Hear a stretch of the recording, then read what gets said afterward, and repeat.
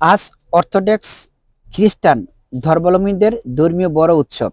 সাধারণত ৬ জানুয়ারি এই উৎসব পালিত হয়। এই উপলক্ষে গির্জায় বিশেষ প্রার্থনা হয় এবং জলাশয়ে পবিত্র ক্রুশ নিক্ষেপের মাধ্যমে ধর্মীয় আচার পালন করা হয়। এই দিনটি এপিফানি বা দিয়াফানি খ্রিস্টানদের একটি প্রাচীন ধর্মীয় উৎসব, যার ইতিহাস প্রথম দিকের খ্রিস্টান যুগ পর্যন্ত বিস্তৃত ছিল। এটি গ্রিক শব্দ এপিফানি থেকে এসেছে, যার অর্থ প্রকাশ বা আবির্ভাব। প্রথম দিকে এই উৎসবের মাধ্যমে যীশু খ্রিস্টের পৃথিবীতে ঈশ্বর রূপে প্রকাশ পাওয়ার ঘটনাগুলো স্মরণ করা হতো। পরে বিভিন্ন খ্রিস্টান ধারায় এর অর্থ আলাদাভাবে ব্যাখ্যা করা হয়।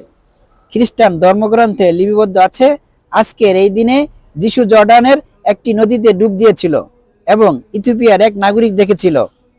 পূর্ব অর্থোডক্স খ্রিস্টানদের কাছে এটি যিশুর বাপসিম গ্রহণ বা তিরত্নের পিতা পুত্র পবিত্র আত্মার দিন।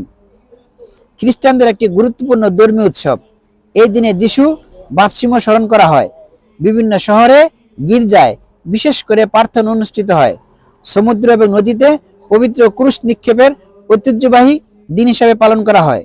বহু মানুষ এতে অংশগ্রহণ করে, যা গ্রীসের ধর্মীয় সংস্কৃতির ঐতিহ্যের প্রতীক।